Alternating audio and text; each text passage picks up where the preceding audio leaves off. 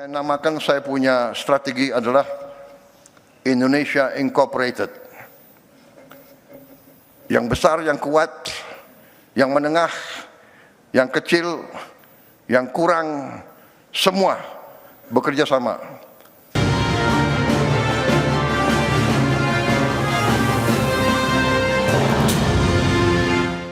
Ya, pemirsa, strategi Indonesia Incorporated sebagai pilar utama visi pembangunan Indonesia ke depan. Strategi yang diusung oleh Presiden Prabowo Subianto ini mengedepankan kolaborasi lintas skala ekonomi guna memperkuat daya saing nasional. Saya punya strategi adalah Indonesia Incorporated.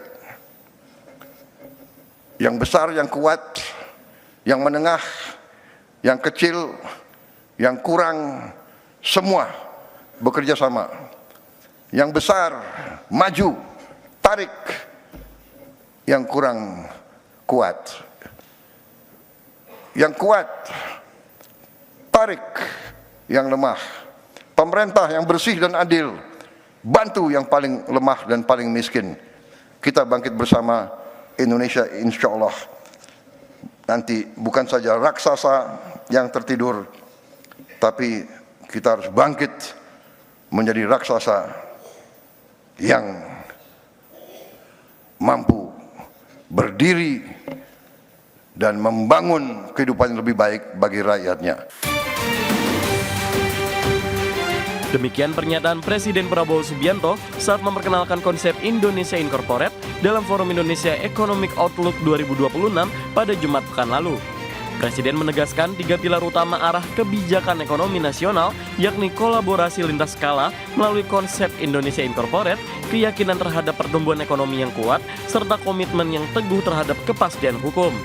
Dalam berbagai kesempatan, Kepala Negara menekankan pentingnya semangat Indonesia Incorporate yang menunjukkan pentingnya kolaborasi erat antar para pemangku kepentingan perekonomian, termasuk pemerintah dan dunia usaha, guna memperkuat daya saing nasional, mempercepat pembangunan, dan mendorong pertumbuhan ekonomi. Jakarta, Tim Liputan, IDX Channel.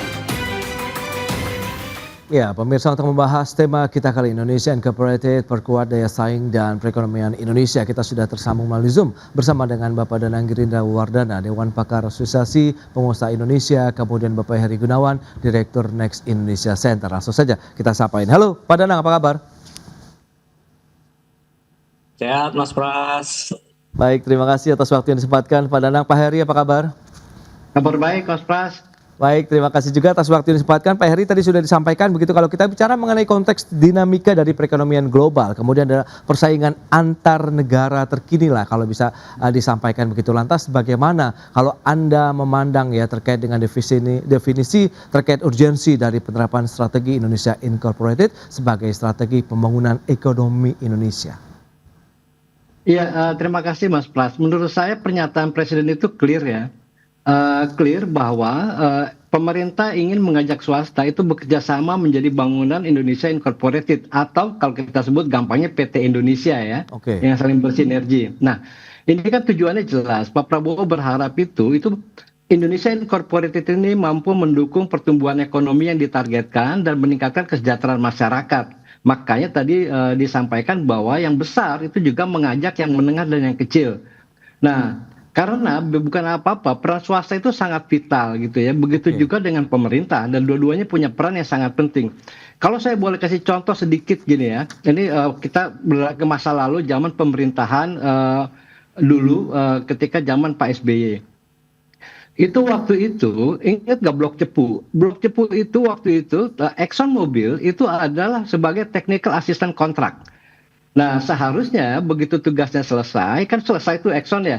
Tapi karena di situ kandungannya besar gitu ya, kandungan di Blok Cepu itu besar, Exxon mengajukan supaya dia menjadi bagian dari pengelola di Blok Cepu itu. Dan tahu siapa yang turun tangan ke sini? Itu adalah Madeleine Albright. Waktu itu Menteri Luar Negerinya. Jadi apa? Mereka bukannya menekan. Jadi pemerintah di situ terlibat, membantu swasta untuk menegosiasi dan kemudian memberikan keamanan dan kenyamanan pada pihak swasta untuk menjalankan bisnis tidak hanya di negaranya, tapi juga di negara lain. Sekarang kita lihat bagaimana keterlibatan secara langsung, misalnya pemerintah Cina, pemerintah Tiongkok itu pada proyek misalkan kereta cepat Jakarta-Bandung. Nah, ini adalah bagian-bagian dari kerjasama antara pemerintah dan swasta. Nah, karena kita sebagian besar, mayoritas kita bisnisnya ada di dalam negeri, menurut saya yang jauh lebih penting sekarang, pemerintah harus menyiapkan itu yang namanya debottlenecking body. Itu kan di WTO tuh ada lah. WTO tuh ada dispute settlement body.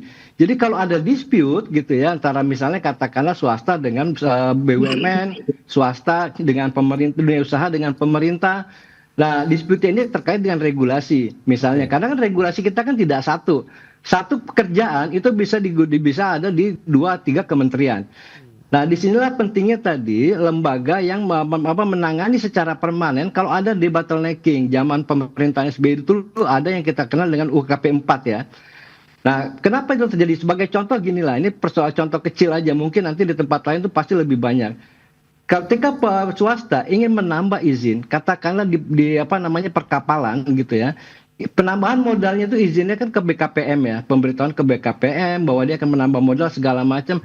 Tapi ketika kapalnya akan beroperasi di Indonesia, di perairan Indonesia, maka kita kan menggunakan asas kabotaj ya. Nah, itu kan harus pakai bendera merah putih di situ. Nah, izinnya ada di Kementerian Perhubungan. Nah, ini bagian debottlenecking body tadi, bagian itu ya yang menangani masalah-masalah kalau ada dispute kayak gitu. Ini dia bisa menembus gitu loh, dan ini lembaga ini harus ada langsung di bawah presiden menurut saya untuk merealisasikan apa yang presiden maksudkan itu adalah kerjasama pemerintah dan swasta, swasta besar, swasta kecil, swasta menengah. Nah, ini kan pasti nanti ada lah gesekan-gesekan gitu ya. Nah, disinilah pentingnya tadi lembaga khusus yang menangani debottlenecking. Kalau sekarang memang sudah ada, saya dengar di Kementerian Keuangan. Tapi itu kan tidak permanen, hanya satgas. Begitu tugasnya selesai sudah bubar gitu. Tapi persoalan masih terus banyak sekali gitu ya. Pak Danang nanti bisa menceritakan jauh lebih detail, Mas Pras. Terima kasih, Mas Pras. Baik, Pak Heri. Nah, dari sisi Apindo sendiri melihat bagaimana terkait dengan strategi Indonesia Incorporated sehingga menjadi penting ya untuk menjadi guideline juga bagi sinergitas dalam upaya mendorong pertumbuhan ekonomi dan juga daya saing Indonesia saat ini. Pak Danang. Ya, Mas Pras, jadi kita senang aja sih mendengar Pak Presiden bicara tentang Indonesia Incorporated. Senang. Tapi sebenarnya incorporated itu kan sebuah bahasa yang lazim aja di korporasi ya, makanya disebutlah incorporated gitu ya. Di dalam satu kesatuan sinergitas yang tinggi. Kalau di perusahaan itu sudah sangat biasa. Tapi kalau ini disampaikan oleh seorang presiden maka menjadi luar biasa kan begitu. Tapi bagaimana kita melihat di masa depan apa yang harus dilakukan terkait dengan misi Indonesia Incorporated ini. Karena kita tahu ya sampai tahun 2025 ini kontribusi manufaktur kita pada PDB merendah sekali gitu. Nah, ini yang harus kita pecahkan. Bagaimana incorporated untuk meningkatkan kontribusi manufaktur kita pada PDB kita. Mas Heri tahu, Mas Pras juga tahu gitu bahwa kontribusi manufaktur kita saat ini cuma di 19% terhadap PDB kita. Nah, ini rendah sekali. Coba dibandingkan dengan negara-negara Thailand tuh di atas 25%, Malaysia 23% sekian lah. Termasuk Vietnam itu rata-rata 24-25%. Indonesia masih jauh di bawah. Nah, ini terkait langsung dengan upaya penciptaan lapangan kerja yang saat ini mulai bergeser ke industri informal jobs gitu. Nah, ini yang harus dipikirkan. Bagaimana dalam skala incorporated ini menyatukan antara industri-industri besar dengan industri kecil yang notabene industri kecil itu menyerap lebih banyak tenaga kerja. Tetapi informal job gitu masalahnya.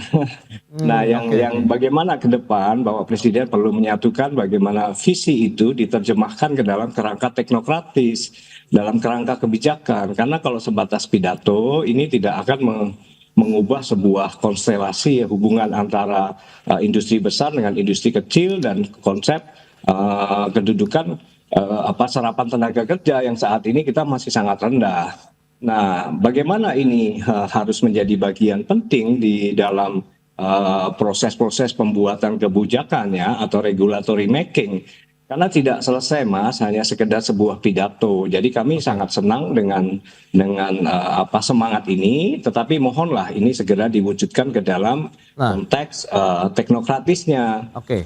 Pak Danang, Kalau lantas di sejauh industri mana? kecil kan banyak, Mas. Betul, betul. Nah, sejauh mana juga akhirnya peran spesifik dari sektor swasta dalam pilar Indonesia Incorporated ini agar tidak menjadi pelengkap tapi jadi penggerak utamanya nih untuk pertumbuhan ekonomi nasional, Pak Danang? Sebagai prime mover ya. Nah, Ya, jadi belanja pemerintah mestinya juga menjadi bagian penting untuk benar-benar dikelola oleh swasta ya, jangan sepenuhnya dikelola oleh BUMN gitu. oke. Belanja-belanja infrastruktur ini kan Nah, incorporated yang dalam arti real. Dan selama ini BUMN lebih mendominasi belanja-belanja infrastruktur. Nah, sehingga dunia swasta hanya menjadi bagian yang support ke BUMN tersebut. Nah, ya, bagaimana ini dirubah? Ini akan menimbulkan multiplier effect yang cukup baik karena situasi yang terjadi saat ini, kecemburuan dunia usaha terhadap penganak emasan BUMN kan masih terjadi. Maka sebenarnya kasak kusuk di Apindo, di Kadin ini kan masalah-masalah yang melihat bahwa pemerintah tampaknya tidak sepenuhnya memberikan proyek-proyek infrastruktur yang berskala menengah besar itu lebih ke anak-anak badan usaha negara.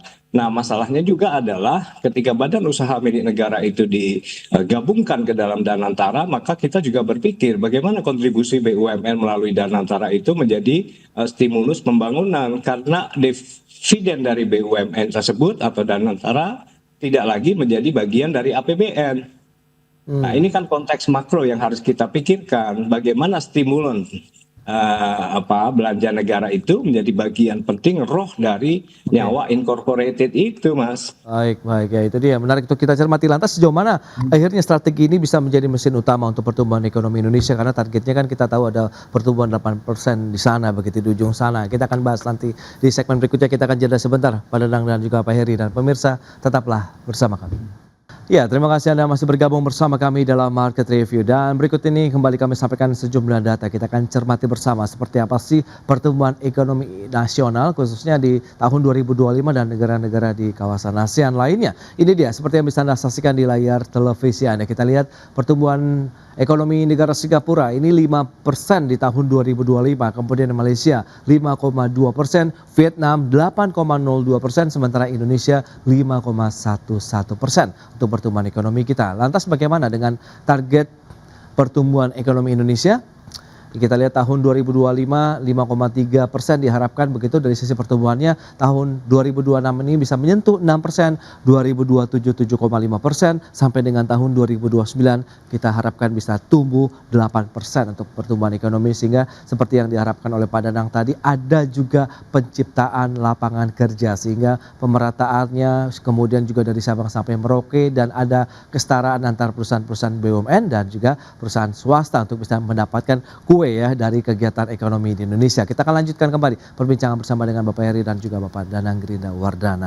Baik, nah Pak Heri, kalau kita lihat dengan strategi Indonesia Incorporated, kemudian dengan target pertumbuhan ekonomi Indonesia, lantas seberapa jauh strategi ini akhirnya bisa menjadi mesin utama untuk bisa menjadi motor penggerak ekonomi Indonesia tadi dengan melibatkan semua pihak lah untuk saling bahu-bahu gotong royong untuk bisa membangun ekonomi nasional, Pak Heri. Ya, begini Mas Pras, Ya. itu Bank Indonesia itu pernah suatu ketika disclose data itu bahwa total investasi yang ada di Indonesia ini itu sekitar 85 sampai 86% itu adalah investasi swasta. Sisanya adalah investasi publik. Oke. Nah, investasi publik ini adalah baik pemerintah maupun BUMN ya. Nah, dengan demikian ini adalah sebuah keniscayaan bahwa investasi swasta itu adalah menjadi bagian penting yang mendorong perekonomian nasional. Nah, lalu bagaimana kita yang perlu kita dorong? Menurut saya itu terlalu sulit kalau kita ingin mendorong itu yang disebut dengan konsumsi rumah tangga dengan pemerintah memberikan stimulus itu hanya buffer. Okay. Tapi dorongan pertumbuhan ekonomi untuk mencapai target yang diinginkan oleh presiden atau oleh pemerintah itu harus yang menjadi keharusan itu adalah dengan mendorong investasi. Nah, investasi ini sekarang ini kebetulan tadi menyambung pernyataannya Pak Danang tadi, itu ada yang menarik pada angka-angka tahun 2025. Ada yang positif, ada juga yang perlu dievaluasi. Yang positif misalnya gini, sektor pengolahan manufaktur tadi itu pertumbuhannya tertinggi dalam 13 tahun terakhir. Dan kemudian sektor tersebut itu pertama kali dalam lebih dari 1 dekade itu tumbuhnya di atas PDB. Nah, yang selama ini selalu di bawah PDB itu. Nah, ini penting karena gini, kenapa sektor manufaktur ini sangat penting? Karena ada studi dari Bank Dunia, dari 101 negara yang masuk kategori menengah pada era tahun 60-an, itu hanya 13 negara yang bisa naik peringkat menjadi negara berpendapatan tinggi. Sisanya ketinggalan. Jadi sisanya ada di dalam jebakan negara menengah. Karenanya itu adalah seperti disampaikan oleh Pak Danang tadi, maka sektor manufaktur itu menjadi sangat penting. Makanya inilah yang nanti akan menyerap tenaga kerja yang sangat besar. Nah, tapi ada juga, makanya ada risiko, ada yang perlu dievaluasi dari data-data pertumbuhan ekonomi tadi. Salah satu yang perlu dievaluasi adalah kontribusi PMTB atau investasi terhadap PDB itu tahun 2025 merupakan yang terendah sejak tahun 2009. Nah, ini artinya apa? Yang kita khawatirkan tadi adalah kekhawatiran, kan sekarang ini belanja modal dari APBN juga mengalami penurunan yang cukup tajam. Nah, karenanya fokus pemerintah itu harus dikembalikan, harus inline dengan pidato Pak Presiden tadi. Pidato inline-nya seperti apa? Dorong belanja modal. Nah, kemudian BUMN itu juga jangan semuanya lebih dimanjakan, tapi juga melibatkan swasta, karena bukan apa-apa. Swasta itu 86%, dan ini tahun 2025 mungkin baru pertama kalinya proporsi asing yang masuk investasinya, realisasinya di Indonesia itu di bawah 50% porsinya. Yang lebih besar PMDN, itu artinya kan harus dievaluasi apakah asing sudah mulai kurang tertarik karena ada masalah atau apa-apa. Nah, disinilah penting kemudahan dan kenyamanan investasi atau berusaha. Jadi satu-satunya yang bisa mendorong pertumbuhan ekonomi lebih tinggi dari 5 atau 6% ke depan itu harus melalui investasi, bukan dari yang lain. Kira-kira itu, Mas Pras. Baik, Pak Heri. Nah, mengingat peringkat daya saing Indonesia yang fluktuatif, komponen apa dalam strategi Indonesia Incorporated yang mungkin yang paling krusial untuk segera dibenahi untuk bisa meningkatkan tadi realisasi investasi nih kita ke Pak Danang, khususnya untuk penanaman modal asing. Seperti apa nih Pak Danang? Ya, sebenarnya kita menghadapi masalah tantangan struktural ya, bukan sekedar sebuah kebijakan insidentil ya atau masalah-masalah insidentil, tapi masalah kita adalah strukturalnya. Pertama dilihat dari bagaimana mekanisme perbankan kita yang saat ini juga dikeluhkan oleh Bapak Presiden. Bahwa perbankan lebih banyak menyalurkan kredit kepada industri-industri atau manufaktur atau pengusaha dalam kelas yang sangat besar gitu.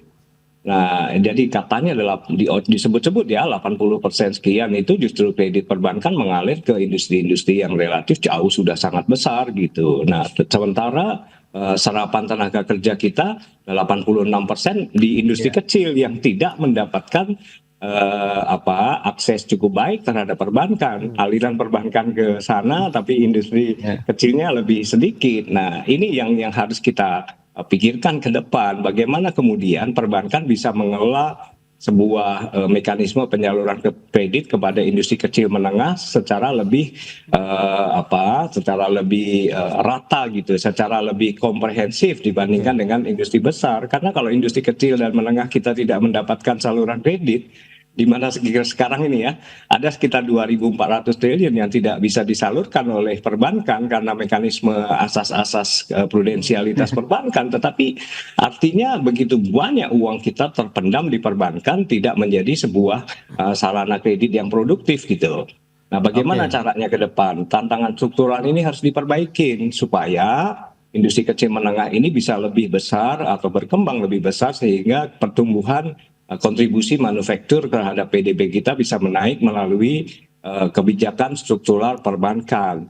Artinya gini, tantangan-tantangan struktural itu harus diperbaiki melalui kebijakan struktural kan.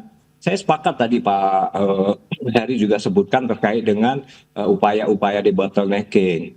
Tetapi saya tidak sepakat terus kalau ini hanya sebuah satgas-satgas gitu. Betul tuh Pak Heri, kalau satgas-satgas tuh tidak terlalu performansinya juga sepanjang usia Pak Menteri gitu, tidak secara konsisten dilakukan, dan kemudian ini menjadi salah satu hambatan besar kita bahwa satgas-satgas juga tidak akan berhasil melakukan perbaikan-perbaikan secara struktural, tapi perbaikan secara insidentil. Nah, salah satu tantangan struktural yang menurut kami di Apindo itu melihat adanya high cost of doing business di Indonesia. Ini yang harus diperbaikin. Cost Baik. kita tuh relatif lebih tinggi Mas, sehingga harus diturunkan lah cost logistik, cost energi, cost kerah putih. Ini berbahaya ya. Jadi harus benar-benar kita melakukannya secara komprehensif melalui total kebijakan struktural yang reformatif gitu. Baik, itu dia yang perlu dicermati ya untuk dari sisi hambatan struktural yang masih harus dibenahi. Terakhir singkat saja nih Pak Heri, bagaimana kalau kita bicara mengenai indikator-indikator yang perlu disampaikan begitu kaitannya dengan pelaksanaan Indonesia Incorporated ke depan ini, apa saja sih poin-poin yang bisa kita jadikan patokan bahwa ini sudah sesuai dengan arahan ataupun on the track begitu? Ya, kalau menurut saya, pertama tadi harus ada bahwa presiden itu tidak hanya sampai pada jargon, pada pidato, tidak berhenti sampai di situ, tapi presiden juga harus melanjutkan ini pada seperti disampaikan oleh Pak Danang itu masuk pada ke sisi teknokratis. Jadi artinya pernyataan presiden ini harus dipikirkan bagaimana implementasinya. Karena kalau tanpa ada regulasi yang implementatif, ini nggak akan bergerak gitu ya, nggak akan bergerak karena bukan apa-apa. Padahal Indonesia di bidang kredit aja misalnya di perbankan, kita kan punya Menteri Keuangan itu ex officio ketua atau kepala Komite Stabilitas Sistem Keuangan. Di dalamnya ada Bank Indonesia, di dalamnya ada OJK, di dalamnya ada LPS. Nah, di sini mereka ini bisa berembuk kalau selama ini diwajibkan misalnya untuk UMKM penyaluran kreditnya adalah 20% dari total kredit, ini kan bisa dinaikkan. Kenapa? Memang UMKM itu kontributor terbesar untuk PDB, begitu juga kontributor terbesar untuk misalnya tenaga kerja penyerapannya. Jadi itulah menurut saya tuh BUMN juga harus diredefinisi supaya jangan ada di seluruh sektor, apalagi sampai ada mereka itu bikin secara struktur secara vertikal itu anak perusahaan itu sampai ada 30 anak perusahaan misalnya. Jadi yang mereka gara pengadaan paku, ya anak perusahaan, cucu perusahaan, pengadaan cat itu, eventnya juga cucu perusahaan. Ini banyak pekerjaan besar yang memang harus dievaluasi ya, termasuk oleh Danantara, oleh pemerintah. Dan yang paling penting tadi satu, kerangka teknokratisnya, kebijakannya seperti apa, Indonesia Incorporated ini, visi misinya seperti apa, itu harus clear supaya jadi panduan jalan bersama. Itu dia yang paling utama adalah implementasinya nanti di lapangan begitu ya Pak Heri dan juga Pak Danang. Terima kasih banyak ini atas informasi, update dan juga insight yang sudah disampaikan kepada pemirsa pada hari ini. Selamat melanjutkan aktivitas Anda kembali, salam sehat, sampai berjumpa kembali Pak Danang, Pak Heri. Terima kasih. Terima kasih Mas Pras, Ya, Pak Heri. Pak Danang. Baik pemirsa, 1 jam sudah saya menemani Anda dalam Market Review dan perbaharui terus informasi Anda hanya di IDX Channel, your trustworthy and comprehensive investment reference. Karena urusan masa depan harus terdepan, aku investor saham. Saya Prasetyo Wibowo beserta seluruh kerabat kerja yang bertugas pamit undur diri. Terima kasih dan sampai jumpa.